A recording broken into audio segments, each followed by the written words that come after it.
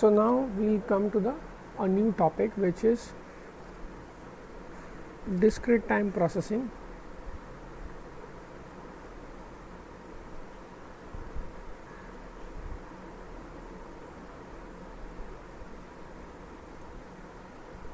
Discrete time processing of continuous time signals.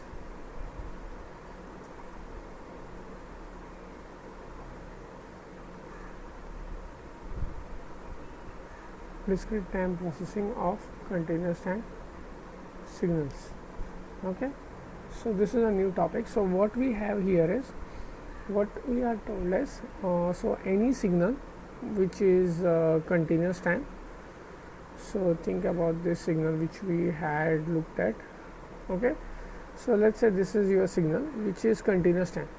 Now this signal needs to be processed. Now for processing, think about, like, this is an audio signal which needs to be given some kind of effects. This audio signal is being recorded live, and then this live recording needs to be given some kind of a effect. Let's say it has to be given an effect as if you are recording that. Let's say someone is talking on the microphone, and you want to give it a feel of a auditorium, that as if he's right now outside, but then you want to basically give a background effect as if he's giving a talk in an auditorium. So what you will do is, this xc of t, you are going to input it to a C2D converter, and this C2D converter will convert the continuous time signal to a discrete time signal. Now this discrete time signal is then given to a discrete time system.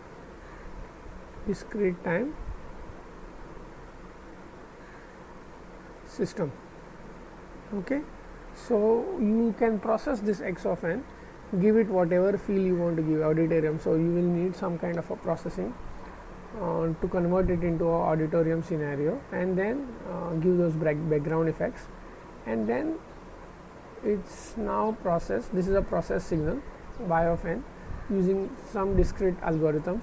Okay, let's say this is your computer or any processing element like Raspberry Pis or whatever. Those are discrete time systems. So now then this is a process signal. This has to be given back to the speakers. Okay, so you are listening to that person live. Okay, this has to be given back to the speakers.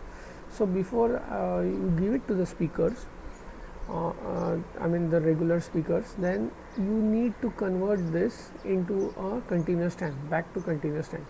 So you pass it through a D to C, and then the output is given back to the speakers, which is your reconstructed output.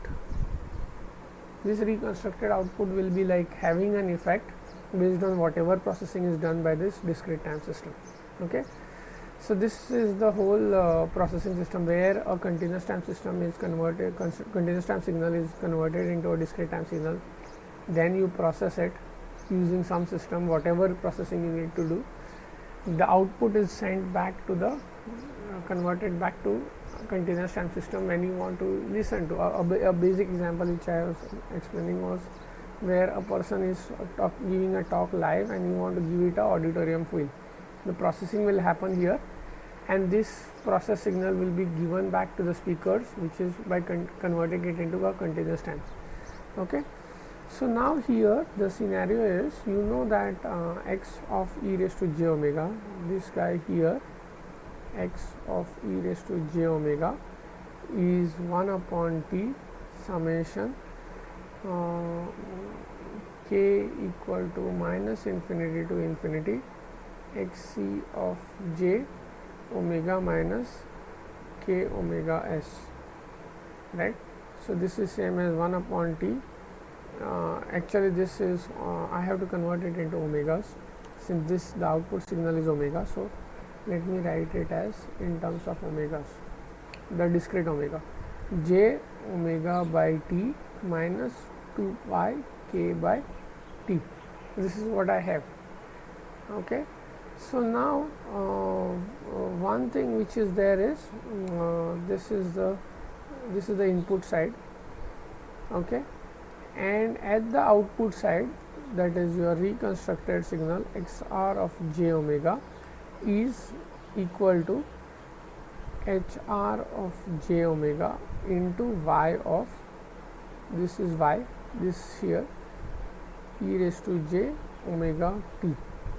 This is the output side frequency response which I have.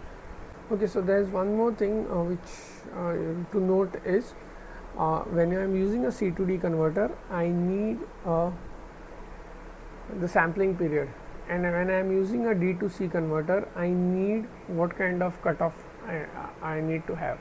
This T here is related to the cutoff, this T is related to the sampling. So here I am using both the same T's. So now one more relation which you have is, you know that HR of j omega is T for omega less than pi by T. Okay, omega less than pi by T, and it is 0 for omega otherwise, okay, greater than pi by T. Okay, so this one with this assumption you have that we have, okay, let me change one more notation here. Let me use YR of j omega, because this is no relationship with XR, right, because I have processed it already. It's no longer a reconstruction of the input. It's because I have done some changes to that signal in the discrete time domain. So this is an output, okay, YR of t. This will be an output YR of t, and this will be YR of j omega. YR of j omega. So YR of j omega will be equal to T into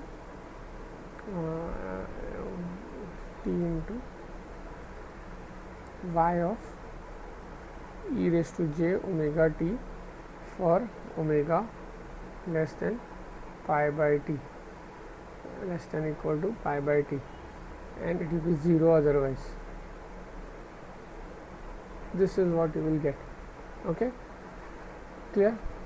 So this is your discrete time processing of continuous time signals, where a continuous time signal is converted into a discrete time using some sampling period. Okay, and then you process that signal in discrete time, you add whatever you want to do with that signal, you get a new signal now, y of n. This y of n is now passed through an ideal reconstruction filter, first converted into a continuous time, that is impulse train, and then passed through a ideal reconstruction filter to obtain a new signal which is YR of t, reconstructed output of the process signal. This YR of t is got a relationship, like one thing you know is YR of t is summation n equal to minus infinity to infinity y of n into HR of t minus nt, right. This is also one more relation you have. So this is passed through a ideal reconstruction filter. So this is in the time domain, this is in the time domain, this is in the time domain, this is in the frequency domain. In the frequency domain it is a multiplication operation. Okay, so these are the two relations you have between when you process a signal in the time domain and frequency domain, okay, using a discrete time processing system. Clear?